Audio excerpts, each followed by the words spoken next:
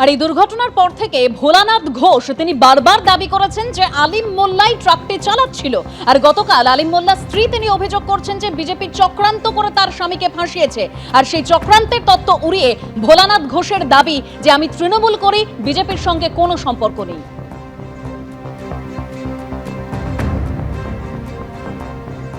পরিকল্পনা করে BJP party ফাঁসানোর চেষ্টা চলছে। ভোলা ঘোষ তো প্রথম তো বলেছে যে আমি দেখিনি কাউকে, তারপরে 3টের সময় থেকে বললো কেন যে ওকে পুরো পরিকল্পনা করে এই সামনে ইলেকশন ভোট, তার জন্য ফাঁসানোর জন্য এটা করছে। ঘটনার সময় বাড়িতে ছিল। কটা পর্যন্ত উনি বাড়িতে ছিলেন? বাড়িতে এমনি সকালবেলা মাঠে গিয়েছে 10টা নাগাদই, দুটো জন নিয়ে মাঠে গিয়েছে 10টার সময়।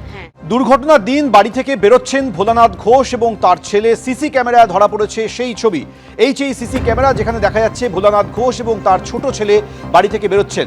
বুধবার সকালে যখন কোর্টের উদ্দেশ্যে রওনা হওয়ার জন্য বাড়ি থেকে বেরোলেন ভোলানাথ ঘোষ এবং তার ছেলে, সেই ছবি সিসি ক্যামেরা ধরা পড়েছে। আর এখানে ভোলানাথ ঘোষের পরিবারের তরফে অভিযোগ করা হচ্ছে যে এরপর থেকেই কেউ বা কারা তাদেরকে ফলো করছিল। তার কিছুক্ষণ পর বয়ারমারি পেট্রোল পাম্পের কাছে সেই ভয়াবহ ঘটনা ঘটে যায়, যেখানে ভোলানাথ ঘোষের গাড়িতে সজোরে তীব্র গতিতে এসে ধাক্কা মারে ট্রাক এবং সেই ট্রাকটি ধাক্কা মারার পর এই দুর্ঘটনায় ভোলানাথ ঘোষের ছোট ছেলে এবং চালকের মৃত্যু হয়। সেই নীলগাড়ি, যে নীলগাড়িটিতে সেই বয়ারমারি পেট্রোল পাম্পের কাছে একটি ট্রাক এসে তীব্র গতিতে ধাক্কা মারে এবং নীলগাড়িতে ছিলেন ভোলানাথ ঘোষ, তার ছোট ছেলে সত্যজিৎ ঘোষ এবং চালক শাহানুর। ভয়াবহ সেই ঘটনায় সত্যজিৎ ঘোষ এবং চালকের মৃত্যু হয়, গুরুতর জখম হন ভোলানাথ ঘোষ। সিসি ক্যামেরা ধরা পড়েছে ঘটনার বেশ কিছুক্ষণ আগের ছবি, যখন বাড়ি থেকে বেরোচ্ছেন কোর্টের উদ্দেশ্যে ভোলানাথ ঘোষ এবং তার ছোট ছেলে সত্যজিৎ ঘোষ। ভোলানাথ ঘোষ বারবার অভিযোগ করেছেন যে সেদিন ট্রাকটি চালাচ্ছিলেন আলিম মোল্লা, কিন্তু তার স্ত্রী বলছেন বিজেপি চক্রান্ত করে তার স্বামীকে ফাঁসাচ্ছে। আর আলিম মোল্লার স্ত্রীর সেই দাবিকে পাল্টা উড়িয়ে দিয়েছেন ভোলানাথ ঘোষ। তিনি কি বললেন শুনুন। আলিম মোল্লার স্ত্রী বলছেন আপনি নাকি আপনার এই ঘটনা যে অভিযোগ করছেন আলিম মোল্লা কোনো রকমভাবে দায়ী নয়, এর পেছনে নাকি বিজেপি হাত রয়েছে, বিজেপি এগুলো করাচ্ছে, আপনাকে এক প্রকার এই বিজেপির তত্ত্ব সামনে আনছে। এটা কি নিজেদেরকে গা বাঁচানো? ওটা ওদের মনে হচ্ছে যে এটা করলে মনে একটা স্টিকার পড়বে, ভালো কিছু হবে। এই জন্যই তো ওই যাদের বলেন তৃণমূলের নেতা মুক্ত, আর তৃণমূল দলটা অন্য, এদের সঙ্গে নেতাদের জড়াবেন না। নেতা নেত্রী একজনই, মমতা বন্দ্যোপাধ্যায়। আপনি কি তৃণমূলের সঙ্গে যুক্ত?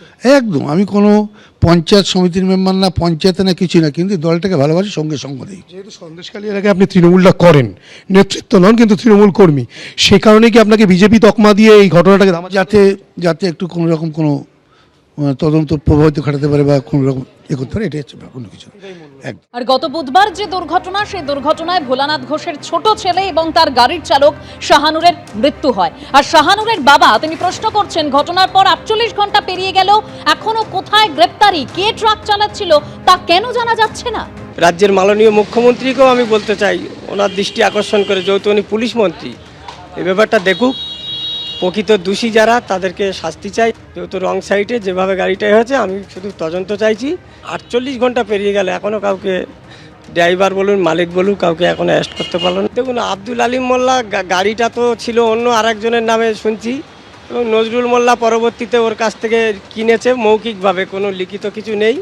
গাড়ি কোথায় গিয়েছিল, কোথায় টিপে গিয়েছিল, গাড়ির টিপ সম্পর্কে, মাল লোডিং সম্পর্কে মালিক পরিচালনা করে, ড্রাইভার পরিচালনা করে, গাড়িটাকে চালানো, ড্রাইভিং।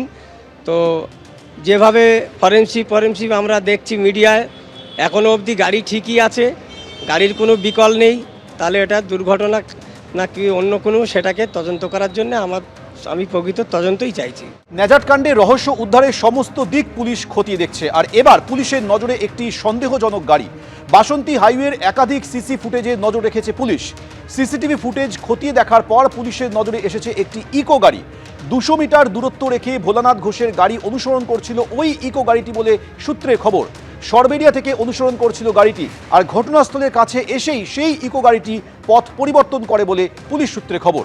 বয়ারমারি বাজারে পথ পরিবর্তন করাতেই পুলিশের সন্দেহ জেগেছে। আরও সিসি ফুটেজ সংগ্রহ করে ওই গাড়ির সন্ধানে রয়েছে পুলিশ। আর ন্যাজাট কাণ্ডে ফের বিস্ফোরক অভিযোগ করছেন ভোলানাথ ঘোষ। তিনি বলছেন যে জেলে বসে স্ত্রী তসলিমা বিবিকে ফোন করতেন শেখ শাহজাহান, এবং তার আরও অভিযোগ শাহজাহানের নির্দেশে তসলিমা বিবি মুসলিম শেখ মিলে তাকে গাড়ি চাপা দেওয়ার ছক কষে। গাড়ির ধাক্কার পর দুর্ঘটনাস্থলে শাহজাহানের লোকেরা হাজির ছিল, দাবি ভোলানাথ ঘোষের। শুনুন। ভোলানাথবাবু, এই যে গোটা ঘটনা, সেই গোটা ঘটনায় গতকাল আপনি নেজার থানায় অভিযোগ জানিয়েছেন, লিখিত অভিযোগ জানিয়েছেন। সেখানে আপনি যেটা উল্লেখ করেছেন যে শেখ শাহজাহান একেবারে জেলে বসে তার স্ত্রী তাসলিমা বিবিকে নির্দেশ দিয়েছিল। একদম 100 এর আগে অনেক ঘটনা এইভাবে নির্দেশ দিয়ে যাচ্ছে, প্রতিনিয়ত ফোন হয় এবং এই নির্দেশগুলো বহাল রাখছে। বলে দেখুন, শাহজাহান 2 বছর জেলে আছে, তার একটা গাছের পাতা বা কোনো জিনিস ক্ষতি হয়নি। সে বরং যে বাড়িতে আপনারা বসে আছেন এটাকে টোটাল লুট করলো 2020 সালে। তাসলিমা বিবি অর্থাৎ কিনা শেখ শাহজাহানের স্ত্রী, সে নাকি মুসলিম শেখ, যে সন্দেশখালী 1 নম্বর পঞ্চায়েত সমিতির সহকারী সভাপতি, সে তো তৃণমূলেরই সহকারী সভাপতি, সেই লোক তো রয়েছে। সে লোক আছে, কিন্তু আমি যদি লিখে থাকি ওখানে কিন্তু এই ব্যাপারে লেখা নেই যে উনি পঞ্চায়েত সমিতির সভাপতি মুক্ত, ক্রিমিনালের নাম, তার ঠিকানা। এখানে আরও বেশ কয়েকজনের নাম, যেখানে আপনি শুরু থেকেই বলছেন যে আলিম মোল্লা ছিল, নজরুল মোল্লা ছিল। আলিম মোল্লাকে আপনি দেখেছিলেন? আলিম মোল্লাকে আমি দেখেছি এক ঝলক, মৃত্যুর আগের মুহূর্ত। আর নজরুল মোল্লাকে পরে সিসিটিভি ফুটেজ দেখা যাচ্ছে, গাড়িটা লরিটা যেখানে ছিল সেখান থেকে নিয়ে গেছে ও ড্রাইভ করে, কাজের সময় ড্রাইভটা করেছে আলিম মোল্লা। পরে দেখলাম সিসিটিভি ফুটেজে যেটা তদন্ত পাচ্ছে ওই ওকে তুলে নিয়ে এসছে।